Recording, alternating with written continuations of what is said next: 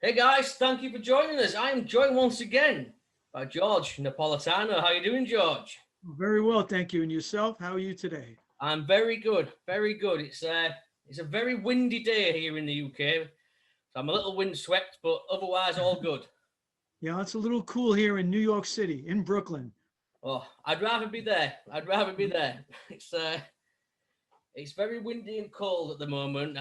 My fence has been blown down almost, so I've got to put that up at some point. It's lovely weather, lovely weather.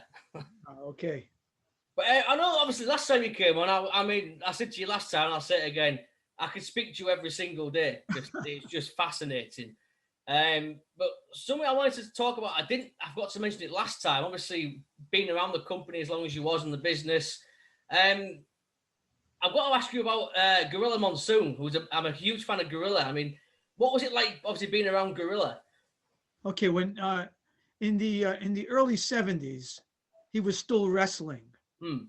And well, I remember that he couldn't see that well. Yeah.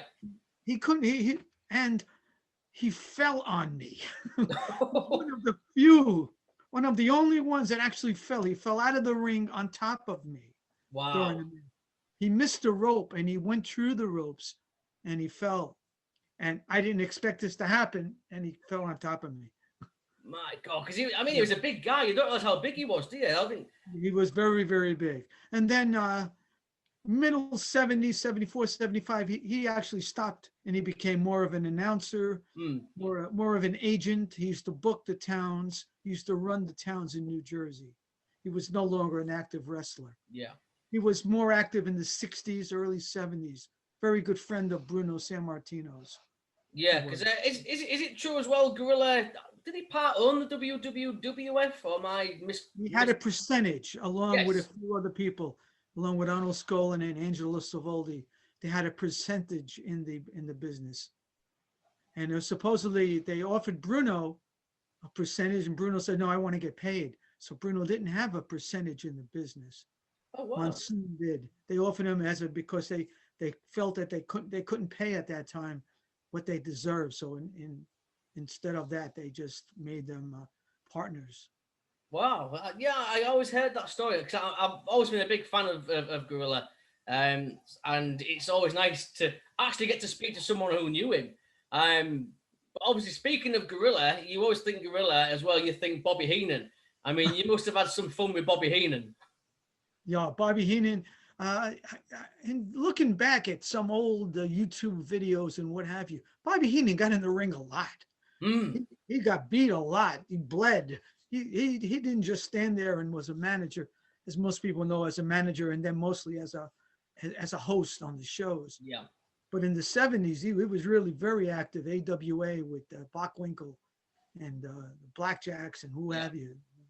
He was very, very, very, Yeah. very tough. And he was a nice guy. He was very funny, very witty, real quick with his answers. Yeah, because I've heard a few people say before that they think Bobby Heenan is maybe the greatest all-round performer we've ever had. Would you agree with that? Well, in that watching him, and again, I seen him, but I'm watching it through a little hole in my camera. Yeah, yeah, So I'm watching these old YouTube videos, and I said he really got into it. I mean, he used to get beat. Hulk in the AWA, he was always bloody. He was always good for a cover and for a bloody photo. Did you ever, obviously, you met of the AWA? Did you get to a lot of AWA shows as well then, and be No, around then? I really didn't get to too many AWA shows. I did go to several, went to big ones, but when I did my magazines, I had a fella who his name was Mike Allen, who lived in Milwaukee. So he would cover the AWA. So I would get coverage every Mm. month of AWA through him. So I didn't have to go there. And I went more to Texas and New Orleans and other places. Yeah, I mean, and obviously another guy I've got. Before I ask you about certain periods, Yeah. another guy I've always wanted to ask about as well is the Iron Sheik. Is he as crazy as he seems? Yeah, yeah. If you read his Twitter, I Yeah. don't know if that's him doing that, but that's how he talks. Wow. That's him. I first met him in Houston, Texas, and he was like this skinny. He was like Wow. skinny, skinny. He was an Olympic wrestler. He was. People Yes. forget that he was a trained Olympic wrestler, and he trained the Iranian team also. Oh, and he wow. was a bodyguard for the shore of Iran. He before becoming before becoming to the States, and he trained with Vern Gagne, that American style. That's Yeah. where he trained. And he was at the same camp with Ric Flair and several others. Yeah. So he knows how to wrestle, and that's what it was. But then he got big and he just got slow and whatever you happy. But he's a little out there. Just a bit. Did you ever get to meet Vern as well? I mean, obviously, because I know Who's that? Vern, I'm not sure. Did Vince offer to buy Vern out and Vern refused? That's supposedly the story, that Vern didn't want to sell, and Vern kept on, having shows. And then Vern, as you watch Twitter now, people are obsessed with USA America or Pro Wrestling USA. Yeah. When the AWA and the NWA, right towards the end, they were trying to really hold on right towards the end, and they got together, and just that didn't really last. But then the NWA through WCW continued on. Yeah. For a while longer. Yeah, I know as well. We've just lost him. Did you get to be around Jim Crockett at all? I meet Jim Crockett. No, well, that's the Mid Atlantic. When I used to go to Charlotte and Greensboro, used to see Jim Crockett was always there. He was in charge, and people forget he had his own plane too. I mean, they were ahead of those. And they used to fly to the next town. The big guys would fly to the next town, and they would. I always remember at the end of a Philadelphia show, they would go to Little Italy in Philly, buy food, and then drive it to this small airport where the plane was, and they would eat in the plane from the food that they would bought right after the Philly shows. Wow. And many night I would deliver food to the plane after the show. That's amazing. I know last time we spoke about obviously like WrestleMania 1, Bruno, and things like that. I'm very curious as well. Obviously, you experienced so many things. What was it like, obviously, being there when obviously, the rise of Hulkamania? You was there when it obviously started to grow. Could you see it coming when Hogan first came? You knew they were doing something, but Hogan, I don't want to say learned. Hogan started with the WWF, and he was good. He was good. He wrestled Andre Shea Stadium, lifted him up before he lifted him up again. Yes. And he was really good. And then he had a falling out with Vince over the Rocky movie. Yeah. He was gonna leave, and they said, "Oh, we need you here." And so then they kind of fired him, let him go, whatever. And then he wound up in the AWA. But in the AWA, he really put himself together. And if you watch those matches with Bockwinkel, people say Hulk can't wrestle. Well, watch him against Bockwinkel. And some of the matches he had in the AWA, and matches he had before that in Japan with Inoki, and against Inoki and with Inoki. He was learning. He was being a good wrestler. But then when the movie came out, Vince brought him right back, and then he got all the big promotion off of the Rocky III movie, and that's really what was the edge which puts the WrestleManias to start. Yeah. I know. I remember obviously you saying that, because I think I saw a match. I think it was Hogan against Muta in Japan, and I was fascinated because, like you said, Hogan he can work, he can wrestle.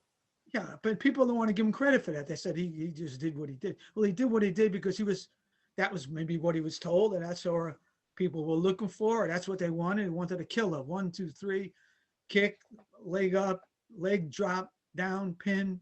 I'm the champ. I'm one.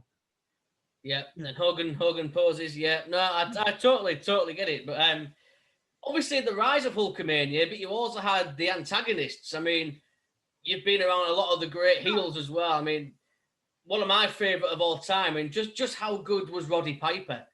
Oh, he was tremendous. He just his whole attitude, the way he talked, and the way he conducted himself. I mean, really, really entertaining. And if I'm correct, I believe he's probably the only star that never was world champion. The only big major star that never held the world's title. Yeah, I think you're right. I want to say that's 95%. people are going to say, "Oh no, he's wrong." I don't think he was. Think about it. Yeah, no, yeah, you're right. I actually got to meet Roddy a year before he passed. He did a tour of the UK, and he was one of the sweetest men I've ever met in my life. He was Yeah, just so humble and kind.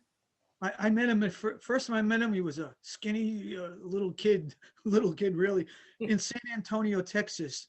They used to have the wrestling from the Olympic Auditorium from LA on Spanish Station. I'm in San Antonio, and they get the Spanish Station. Right. And Roddy's a big star. Chavo Guerrero's a big star. Mm. They came into Texas, and it was in Corpus Christi, and it was Roddy Piper against Chavo Guerrero, and I knew them from watching TV only, really, Yeah. from California. And I did an interview, and that's where I met him the first time. And he was again, like the Iron Sheik. He was skinny, and he played the bagpipes, but he was really, really good. And then fast forward a bunch of years, I'm in Richmond, Virginia on a Friday night, and Greg Valentine says to me, "Tomorrow night, big show in Greensboro. You coming?" I said, "No, I'm going home after." He says, "No, come on, you gotta go." I says, "I gotta go home." He says, "I'll drive you." So I called up my wife and said, I'm heading to Charlotte with Greg Valentine for a show tomorrow in Greensboro." She says, "What are you doing?" So what about the car? I says, "Well, the car's in Philadelphia at the lot. I'm going to fly to Philly, pick up my car, and then I'll come home after the show on Sunday." Well, she wasn't too happy about that, but I went to the show, and now we drive. And I said, Greg says, "I got a good place for you to stay. I think the place, the motel is sold out. They used to have little motels." Yeah. But I got a room for you. So I see the sign, "No vacancy." I said, "I don't know, where am I going?" Greg knocks on the door, boom, boom, boom. It knocks again. Finally, Roddy Piper woke him out of his sleep. He answers the door, and he says, "You got to take care of my friend. You got to put him up tonight." So Roddy says, "Oh, I know him. Okay, okay." And then Roddy, still sleeping, he pulled out the couch, took out the sheets, and he made me stay over. Greg was at a full house on his own that night, so he sent me to Roddy. So after that, Roddy would always call me his roommate. How you doing, roomie? How are you tonight? I always remember that he set me up in his motel for the night. That's amazing. I mean, that's another guy I've always been a big fan of, and I don't think he gets a lot of recognition that he deserves. But I mean, Greg Valentine was a big name back then. He was very good. It's another guy who really could wrestle. Yeah. He was really good. But then he kept on. So what happened is, same with Flair, you forget how good they were when they were really good in their prime. And you just remember this prodding, slow kind of person. "Oh, yeah, what's so good about him?" That's all you remember. People today don't know how great Flair was. Mm. You might see him in some of these YouTube, some of the old matches, but still, to see him in person, yeah, it was really good. I don't want to change the subject, but Greg was an excellent wrestler. He learned, and his father was a wrestler before that. Yeah, Johnny Valentine. Yeah, yeah. And when I first met Greg, his name was Johnny Fargo. Wow. It was John Fargo. John and Don Fargo. I met them in upstate New York for a promotion called NWF, National Wrestling Federation, in Utica. And I introduced myself. I took pictures, and he says, "Yeah, I'm Fargo. I'm Fargo." I said, "Yours?" I said, "Well, the father didn't want him to be known as Valentine because he was afraid the fans would think he's too old to have a son that old." Wow. So he was Johnny Fargo, and then he started later as Johnny Valentine Jr. Oh. When he went after the Fargo, yeah, he was Johnny Valentine Jr. until he became Greg Valentine. Wow, that's amazing. Because I know, obviously, like I said, he's one of my favorites because he was a tag team champion with Ric Flair, wasn't he? I think. Yes, he was. Yeah. So I always a big fan of Greg Valentine. Always. He had great matches against. Well, people say he should have been champ, or he was champ, or what, against Bob Backlund in the Garden. He was really a wrestler. He knew he had the old school format, and he was really, really good. He knew a lot of holds, and Compared to today, he did nothing compared to what he used to singing. But if you look at it with eyes from the 1970s, he was really good. Yeah, I was always a fan. But another guy who I think was really good, obviously the gimmick was fantastic, but another guy great in the ring, obviously when he first came around, was Ted DiBiase as well. I mean, Ted DiBiase also was a second generation wrestler. Yes. His dad wrestled, and DiBiase was a wrestler. In that time, people learned to wrestle. It was mat wrestling, and DiBiase was really good. And then he was the North American champ first. Yeah. He was in the WWF North American champ, and it was before the Intercontinental title. Yes, because he was in Mid-South, wasn't he, at first? Mid-South, yes. Yeah, because was it the biggest baby face, or was it? Am I wrong? He was one of them. Yeah. And then there you also had the Junkyard Dog, and you had Hacksaw Duggan was there also. Yes. And then go back to the early question. Well, what Vince did is he bought all of the better wrestlers from the different territories. So Vern had nothing left. He took all of his better wrestlers, and that's what he did with Mid-South when he took Junkyard Dog and Hacksaw Duggan and DiBiase. Was Mid-South as well? Am I right? Was that Bill Watts? Was that now? Was it Bill Watts at Mid-South? Yeah. Did you ever get to meet Bill at all? Yes. I mean, he was always there. He was doing the TV. He was always busy. So I had no personal connection with Bill Watts, But he had also been an opponent of Bruno Sammartino's in the late '60s. Cowboy Bill Watts. He wrestled in the WWF against Bruno quite a few times. That's incredible. Yeah, I knew he was Mid-South because obviously you hear Jim Ross speak a lot about Bill Watts. Well, that's where Jim Ross came from. Yes, that's why. He was the announcer for UWF before it was UWF Mid-South. I'm going to say. Yeah, that's right. You're correct. Yeah, obviously, of course you're correct. You know more than I do. Of course you do. But I've forgotten more than most people know. Yeah. We mentioned obviously Hogan slamming Andre last time, WrestleMania 3. Move on a year or two, you've got the emergence of the Ultimate Warrior and people like that. I mean, did you get to be around the Warrior much? Well, see, at that point, I really was doing more WCW. I still call it WCW, Mid-Atlantic. I was doing more of that, going more to Texas, going more to Florida than I was covering the wrestling in my own backyard, WWF. So I really wasn't around the Warrior, although I seen all of his big matches in the Garden and that, but I really wasn't that close with him. Well, and the people today, if you grew up at that era, the Ultimate Warrior was your guy. He was the best there could be. But a lot of people say he did nothing. And it depends on what era you started watching, where it is that you got involved with it. Absolutely. He did something, but he's in the Hall of Fame, so he did something. But I mean, you mentioned Texas as well. I mean, obviously, you must have been around the Von Erichs quite a bit. Oh, yes. I mean, you hear stories about how huge they were in Texas. I mean, just how big were they in Texas? Because they really got the younger fan. And when I say younger, I don't mean the kids like the WWE got, but the fans who was 17, 18 to 22, they got the younger crowd because they were that age. Yeah. That's how old they were. And they appealed to a younger audience. And again, when I mean younger, I don't mean young 12-year-olds. But they appeal to the 16 to 28 bracket, which usually didn't like wrestling per se. Yeah. You've gone out of it by then. And that they were phenomenal. But then besides Kevin and Kerry and David, you also had Chris Adams and Gino Hernandez. Yes. And Brian Adidas. All these guys, same group, same age, same kind of upbringing.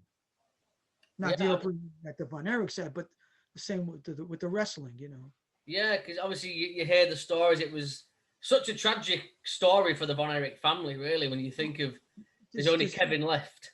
To have that many brothers. why? Suicide or whatever. There's different. It's it's mind-boggling what happened with that Yeah. family. I And mean, sorry, George. now I want to say, and the first son who never was able to become a wrestler drowned. It's a Yes, young yeah. teen. I mean, the family, the tragedy that they went through is like crazy.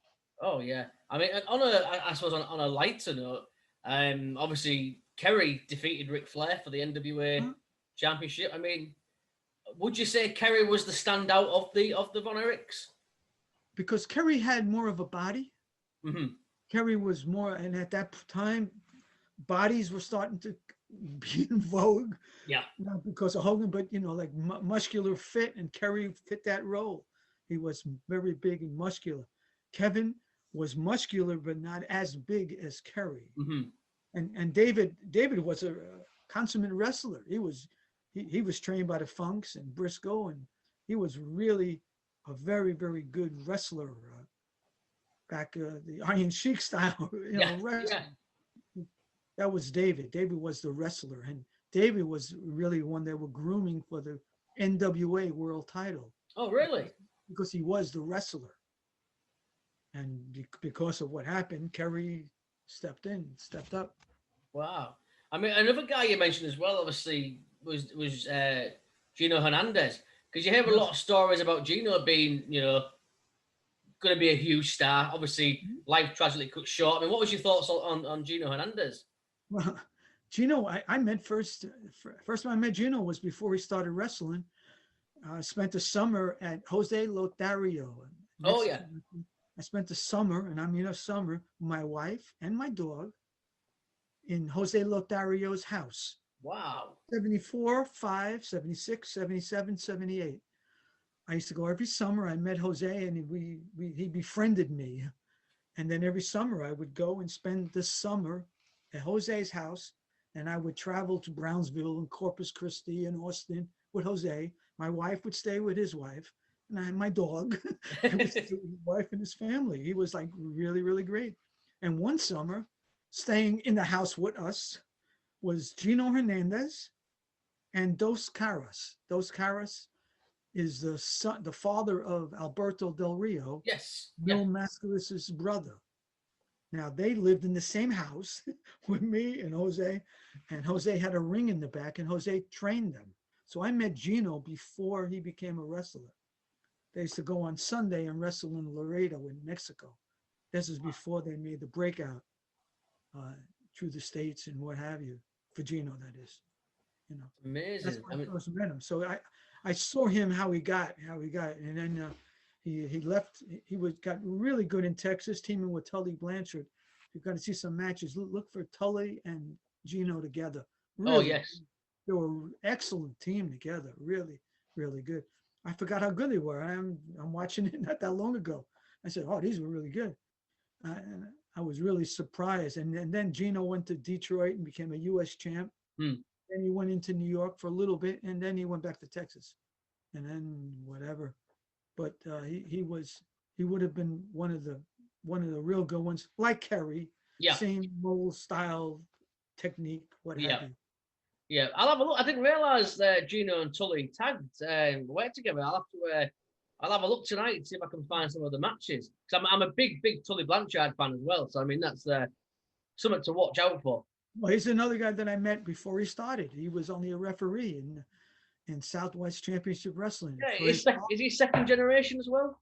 Yeah, his father, Joe Blanchard, was a wrestler before him. So he's a second generation wrestler, and he learned, and he had a cocky attitude, cocky kid, but he's another one though I met before they broke out. Yeah. So that's how I became good friends with them. I met them early on. And so this friendship then continued. Yeah, I'll definitely have a look tonight, see if I can find some of their stuff. But I know you mentioned obviously you worked a lot of WCW, that kind of area. Was you ever around at the time of the Magnum TA? Of course, that's the same. Yeah. That's the Mid-Atlantic. Yeah. Time. He was another guy, obviously primed for the big time, wasn't he? And obviously cut short with the accident. Could you see that? He had a couple good years before the accident, a couple really good years, and They were based off of the Tom Selleck character of Magnum. Yes. And he had a good body, good build, and he could wrestle. I mean, he was the same molds of Von Erich as Yeah. Terry. Same kind of mold, if you want to call it that. Yeah. And obviously that great feud with Tully as well, obviously over the US title. And the matches they had between Greg and I'm sorry, between Magnum, Terry Allen, between Magnum and Blanchard were amazing. Yeah, so many series of crazy matches.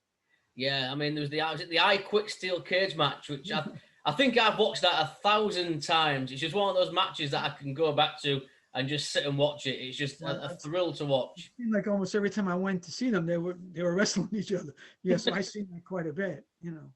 And then what happened with their families is just another story. I don't even comprehend. Yeah, yes, yeah.